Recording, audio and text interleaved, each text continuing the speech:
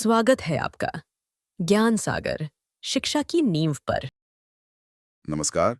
आज हम ज्ञान सागर नाम के स्रोत के पन्नों को पलट रहे हैं और राजस्थान के इतिहास के कुछ ऐसे किरदारों पर बात करेंगे जिनकी हिम्मत और जज्बे की कहानियां आज भी मतलब रोंगटे खड़े कर देती हैं। हाँ, ये वो लोग थे जिन्होंने भारत की आज़ादी के लिए अपना सब कुछ दांव पर लगा दिया। बिल्कुल। और हमारा मकसद सिर्फ ये जानना नहीं है कि उन्होंने क्या किया, बल्कि ये समझना है कि उनके पीछे की सोच क्या थी, है ना, उनका जज्बा क्या था। ज्ञान सागर हमें बताता है कि कैसे अलग-अलग तबकों से आए लोगों ने अपने-अपने तरीकों से एक बड़े मकसद के लिए लड़ाई लड़ी। हाँ तो चलिए उनकी दुनिया में चलते हैं जरा। हाँ, शुरुआत करते हैं अमरचंद बांठिया से। ज्ञान सागर उन्हें राजस्थान का मंगल पांडे कहता है। और 1857 की क्रांति का भामाशाह भी। बिल्कुल।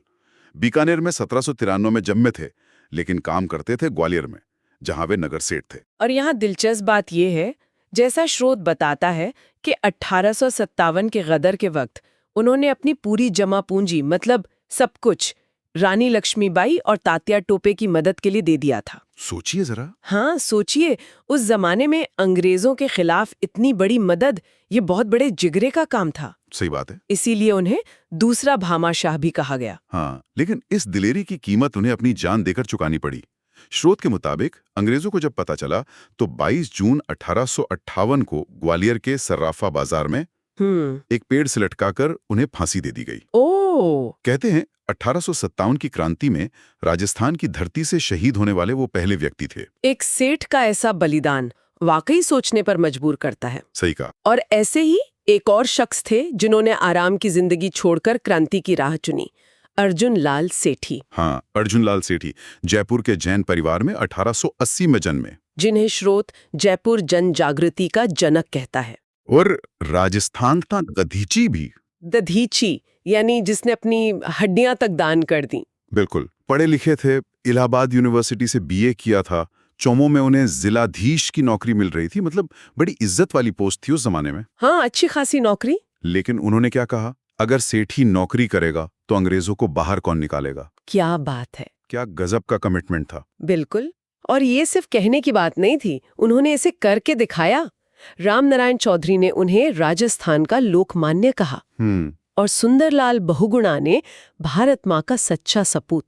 अच्छा। 1905 में जयपुर में जैन शिक्षा प्रचार समिति खोली। कहने को तो ये शिक्षा समिति थी, पर असल काम था क्रांतिकारियों को ट्रेनिंग देना। हाँ बिल्कुल। बाद में इसे अजमेर ले गए, फिर वापस जयपुर लाए, नाम बदला, जैन वर्धन पाठशाला हुआ, पर मकसद वही रहा, आजादी के लड़ाके तैयार करना। और उनका दायरा सिर्फ जयपुर तक ही सीमित नहीं था। ज्ञान सागर बताता है कि दिल्ली में वाइसराय लॉर्ड हार्डिंग पर बम फेंकने की जो योजना बनी थी, हाँ, वो हार्डिंग बम कांड, उसके पीछे भी सेठी जी का ही दिमाग माना जाता है। अच्छा। फिर बिहार के आरा में एक महंत की हत्या के केस में उन्हें पकड़ा गया और कर्नाटक की वेल्लूर जेल भेज दिया गया। वेल्लूर जेल, हाँ। वहां भी चुप नहीं बैठे, राजनैतिक कैदी के दर्जे के लिए 70 दिन की भूख हड़ताल कर दी। 70 दिन, बहुत हिम्मत चाहिए इसके लिए। बिल्कुल। और सिर्फ यही नहीं, जब मेरठ षड्यंत्र केस वाले शौकत अली और काकुरी कांड वाले अशफाक उल्ला खां फरार थे, तो उन्हें पनाह भी अर्जुन लाल सेठी ने ही दी थी। मतलब कितना जोखिम उठाया उन्होंने। बहुत ज्यादा। और जिंदगी का आखिरी दौर भी देखिए, सब कुछ छोड़कर अजमेर में बस गए और करीम खान नाम रखकर। करीम खान। हाँ, करीम खान नाम रखकर मुस्लिम बच्चों को अरबी फारसी पढ़ाने लगे। ये तो बहुत अलग बात है। हाँ, उन्होंने किताबें भी लिखी हैं, पार्श्व यज्ञ, मदन पराजय, शूद्र मुक्ति। ये किताबें बताती हैं कि वो सिर्फ राजनीतिक आजादी नहीं, सामाजिक बराबरी भी चाहते थे। मतलब एक व्यापक सोच थी उनकी। सेठी जी ने शिक्षा और क्रांति को जोड़ा, तो एक और शख्स थे जिन्होंने व्यापार जगत से आकर गांधी जी के रास्ते पर चलकर आजादी की लड़ाई लड़ी। जमनालाल बजाज। हाँ, जमनालाल बजाज। सीकर के काशी का बास गांव में 1889 में जन्मे। बड़े उद्योगपति थे, लेकिन दिल देश के लिए धड़कता था। बिल्कुल। ज्ञान सागर में उन्हें राजस्थान का भामाशाह कहा गया है और वो खुद को गुलाम नंबर 4 कहते थे। गुलाम नंबर 4। वो क्यों? हाँ, वो मानते थे कि पहले 3 गुलाम हैं, देश, देशी राजा और सीकर, चौथे वो खुद। अच्छा, और गांधी जी तो उन्हें अपना 5वां बेटा मानते थे। हाँ बिल्कुल। उनके जीवन में एक बड़ा मोड़ आया था। पहले विश्व युद्ध में उन्होंने अंग्रेजों की मदद की थी, तो उन्हें राय बहादुर का खिताब मिला था। हाँ, ये बात है। लेकिन जब वो गांधी जी के रंग में रंगे असहयोग आंदोलन शुरू हुआ तो उन्होंने फौरन ये खिताब लौटा दिया। ये दिखाता है कि गांधी जी का उन पर कितना गहरा असर था। बहुत गहरा। और हिंदी भाषा के बड़े हिमायती थे। उसे ईमान की भाषा कहते थे। ईमान की भाषा, क्या बात है। उन्होंने कई संस्थाएं भी शुरू की। 1921 में वर्धा में सत्याग्रह आश्रम बनाया।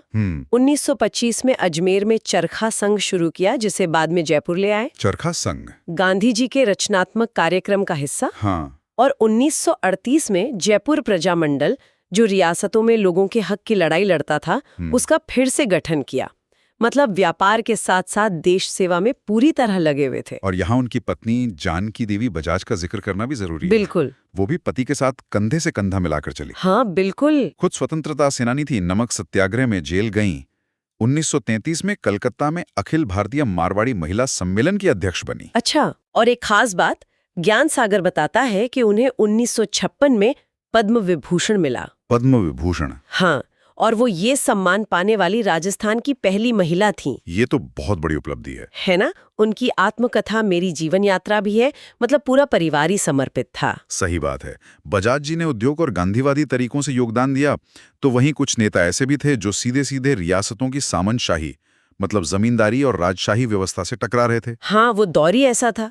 इनमें एक बड़ा नाम है जयनारायण व्यास का। जयनारायण व्यास जोधपुर में 1899 में जन्मे।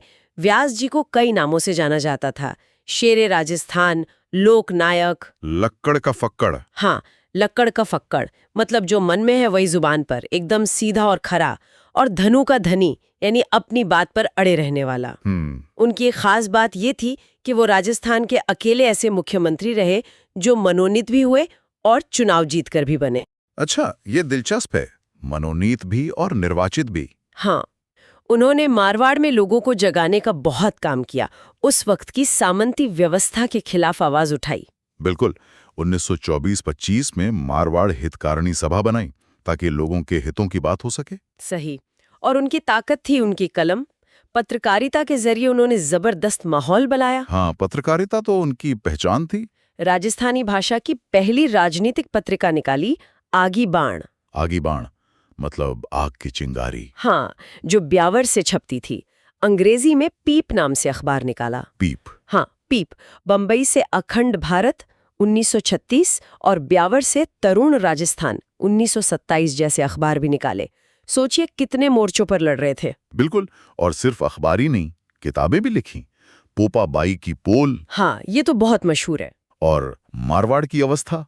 इन किताबों में उन्होंने बड़े चुटीले अंदाज में, मतलब व्यंग के साथ, उस वक्त की राजशाही और सामंती व्यवस्था की कमियों को उजागर किया। सही। ये किताबें उस जमाने में बहुत पढ़ी गईं और लोगों को सोचने पर मजबूर किया। व्यास जी ने रियासती राजनीति और पत्रकारिता से आवाज बुलंद की, तो दूसरी तरफ राजस्थान के किसान आंदोलनों को एक नई दिशा देने वाले थे विजय सिंह पथिक। हाँ, विजय सिंह पथिक। हाँ। जिनका असली नाम तो भूप सिंह गुर्जर था। अच्छा, असली नाम भूप सिंह गुर्जर था। हाँ। उत्तर प्रदेश के बुलंदशहर में 1882 में जन्मे थे, लेकिन राजस्थान उनकी कर्मभूमि बना। उन्हें राष्ट्रीय पथिक भी कहा जाता है। ज्ञान सागर के अनुसार उन्हें क्रांतिकारी राज बिहारी बोस ने राजस्थान भेजा था, खरवा के ठाकुर गोपाल सिंह के पास। हाँ, सशस्त्र क्रांति की योजना के तहत। बिल्कुल।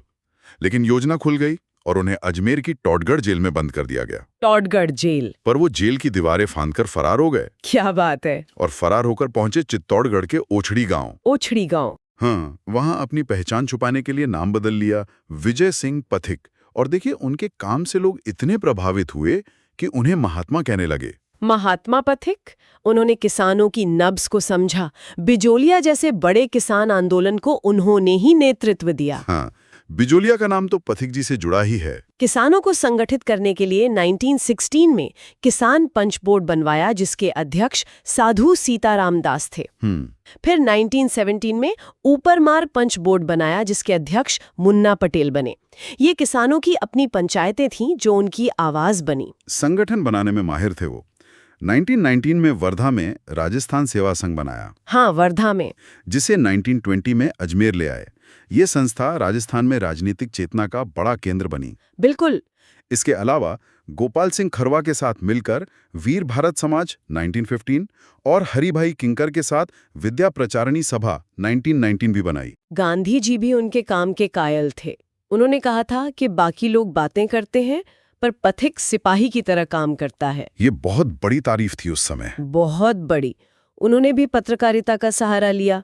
वर्धा से राजस्थान केसरी 1920 निकाला, राजस्थान केसरी, अजमेर से राजस्थान संदेश और नवीन राजस्थान निकाला, जो बाद में तरुण राजस्थान बना। हाँ, वही तरुण राजस्थान। उन्होंने अंग्रेजी में व्हाट आर इंडियन स्टेट किताब और अजय मेरू नाम का उपन्यास भी लिखा। मतलब लेखक भी, पत्रकार भी, क्रांतिकारी भी, संगठनकर्ता भी। हाँ, कितना कुछ किया है कि जीवन में। बिल्कुल। पथिक जी ने किसानों को जगाया, लेकिन एक परिवार ऐसा भी था जिसने आजादी की आग में खुद को पूरी तरह झोंक दिया था, बारठ परिवार। हाँ, बारठ परिवार का बलिदान तो असाधारण है। इसकी शुरुआत करते हैं केसरी सिंह बारहट से। 1872 में शाहपुरा के पास जन्मे थे। केसरी सिंह बारहट, जिन्हें राजस्थान केसरी कहा जाता है। रास बिहारी बोस ने उनके बारे में जो कहा वो सुनने लायक है। क्या कहा था? उन्होंने कहा था कि केसरी सिंह भारत के अकेले ऐसे ठाकुर हैं जिन्होंने भारत माँ की गुलामी की जंजीरें काटने के लिए अपने पूरे परिवार को स्वतंत्रता संग्राम में लगा दिया। पूरा परिवार? ये कोई छोटी बात नहीं थी। बिल्कुल नहीं। उन्होंने गोपाल सिंह खरवा के साथ मिलकर 1910 में वीर भारत सभा बनाई, युवाओं को क्रांति से जोड़ने के लिए। और फिर वो महंत प्यारेलाल हत्याकांड, हाँ, 1912 में। हाँ, उस केस में उन्हें गिरफ्तार किया गया। ऐसा कहा जाता है कि ये हत्या क्रांति के लिए धन जुटाने के मकसद से हुई थी। अच्छा। उन्हें बिहार की हजारीबाग जेल भेज दिया गया। हजारीबाग जेल? और वहीं जेल में उन्हें खबर मिली कि उनका बेटा प्रताप सिंह बारहट बरेली जेल में शहीद हो गया। ओह, सोचिए उस पिता पर क्या गुजरी होगी। पर उन्होंने क्या कहा? भारत माता का पुत्र उसकी मुक्ति के लिए शहीद हो गया, इसकी मुझे बहुत प्रसन्नता है। रोंगटे खड़े हो जाते सुनकर। क्या जज्बा रहा होगा, है ना? उनकी लिखी चेतावनीरा चुंगठिया, वो 13 दोहे, हाँ, जो उन्होंने मेवाड़ महाराणा को दिल्ली दरबार में जाने से रोकने के लिए लिखे थे। बिल्कुल, वो बहुत मशहूर है। उनके भाई थे जोरावर सिंह बारहट। 1883 में उदयपुर में जन्म। उन्हें राजस्थान का चंद्रशेखर कहा जाता है। राजस्थान का चंद्रशेखर? क्यों? क्यों? क्योंकि वो 1912 में दिल्ली में लॉर्ड हार्डिंग पर बम फेंकने वाली टीम में शामिल थे। अच्छा। उसके बाद वो ऐसे भूमिगत हुए कि जिंदगी भर अंग्रेजों के हाथ नहीं आए, बिल्कुल चंद्रशेखर आजाद की तरह। इसीलिए ये नाम मिला। समझ गया। और फिर केसरी सिंह के बेटे प्रताप सिंह बारहट, 1893 में जन्म, शाहपुरा में। हाँ, प्रताप सिर्फ 15 साल की उम्र में क्रांति की राह पर चल पड़े थे। 15 साल? हाँ, बनारस षड्यंत्र केस में पकड़े गए और बरेली जेल भेज दिए गए। वहां जेलर था चार्ल्स क्लीवलैंड। क्लीवलैंड? उसने बहुत यातनाएं दी। हाँ, उसने प्रताप को तोड़ने की बहुत कोशिश की, लालच दिया, कहा तुम्हारी माँ तुम्हारे लिए बहुत रोती है। जानते हैं प्रताप ने क्या जवाब दिए? क्या? मैं अपने एक माँ को हंसाने के लिए हजारों माताओं को रुलाना नहीं चाहता। क्या बात है! सिर्फ कितनी उम्र थी उनकी? सिर्फ 25 साल की उम्र में 1918 में जेल की यातनाएं सहते सहते वो शहीद हो गए। पूरा परिवार ही देश पर कुर्बान हो गया। केसरी सिंह, जोरावर सिंह, प्रताप सिंह, सच में ये कहानियां दिखाती हैं कि आजादी की लड़ाई सिर्फ शहरों या पढ़े लिखे लोगों तक सीमित नहीं थी। आदिवासी समाज का योगदान भी बहुत बड़ा और महत्वपूर्ण था। बिल्कुल। गोविंद गिरी को ही लीजिए। 1858 में डूंगरपुर के एक बंजारा परिवार में जन्मे। बंजारा परिवार से थे वो? हाँ। स्वामी दयानंद सरस्वती के विचारों का उन पर गहरा असर था। उन्होंने अपना जीवन भीलों के सुधार और उनमें जागृति लाने के लिए लगा दिया। उन्होंने 1883 में संप सभा बनाई। संप का मतलब होता है भाईचारा, एकता। अच्छा, संप मतलब एकता। हाँ, इसका मकसद था भीलों को एकजुट करना, उनमें सामाजिक और राजनीतिक चेतना लाना। हर साल इसका अधिवेशन होता था, लेकिन 17 नवंबर 1913 को वो मानगढ़ पहाड़ी वाला हादसा। हाँ, बांसवाड़ा की मानगढ़ पहाड़ी पर जब अधिवेशन चल रहा था तो अंग्रेजी सेना ने निहत्थे भीलों पर गोलियां चला दी। कितने लोग मारे गए थे? ज्ञान सागर के अनुसार लगभग 1500 भील मारे गए। 1500? ये तो जलियांवाला बाग जैसा ही हुआ। हाँ, इसे मानगढ़ हत्याकांड कहते हैं और इसकी तुलना जलियांवाला बाग से की जाती है। इस घटना के बाद गोविंद गिरी को गिरफ्तार कर लिया गया। कितना दुखद था ये सब। एक और बड़े आदिवासी नेता थे मोतीलाल तेजावत। हाँ, मोतीलाल तेजावत 1896 में उदयपुर के कोलियारी गांव में जन्मे। लोग उन्हें प्यार से आदिवासियों का मसीहा कहते थे। आदिवासियों का मसीहा और बावजी भी। हाँ, बावजी। उन्होंने भीलों और गरासियों के हक के लिए आवाज उठाई। 1921 में उन्होंने चित्तौड़गढ़ के मातृकुंडिया से एक ही आंदोलन शुरू किया। एक ही आंदोलन मतलब एकता का आंदोलन? बिल्कुल। मकसद था आदिवासियों को जमींदारों और अंग्रेजों के शोषण के खिलाफ एक करना। उन्होंने 21 मांगों की एक लिस्ट बनाई जिसे मेवाड़ पुकार कहा गया। मेवाड़ पुकार? हाँ, और मेवाड़ के महाराणा को भेजी। इस आंदोलन का नारा था ना हाकम ना हुकुम। ना हाकम ना हुकुम, मतलब ना हम कोई जालिम हाकिम मानेंगे न उसका अन्याय भरा हुक्म। सही पकड़े, बहुत सशक्त नारा था ये। इसी आंदोलन के दौरान 7 मार्च 1922 को गुजरात के नीमड़ा गांव में भी एक सभा पर गोलियां चली। हाँ, नीमड़ा हत्याकांड, जिसमें करीब 1200 आदिवासी मारे गए। एक और नरसंहार। ये दिखाता है कि आदिवासी अपने हक के लिए कितनी बड़ी कीमत चुका रहे थे। बिल्कुल। इन बड़े आंदोलनों और नेताओं के बीच एक छोटी सी लड़की की कहानी भी है जो हिम्मत की मिसाल बन गई, कालीबाई भील। हाँ, कालीबाई, डूंगरपुर के रास्तापाल गांव की। उनकी कहानी शिक्षा के अधिकार के लिए दिए गए बलिदान की कहानी है। बात है 19 जून 1947 की। कुछ स्रोत 18 जून भी कहते हैं, पर 19 जून ज्यादा प्रचलित है। इसे रास्तापाल घटना कहते हैं। रास्तापाल घटना, क्या हुआ था उसमें? हुआ ये कि डूंगरपुर रियासत ने स्कूलों को बंद करने का फरमान जारी किया था। रास्तापाल गांव के स्कूल के टीचर थे नाना भाई खांट और सेंगा भाई खांट।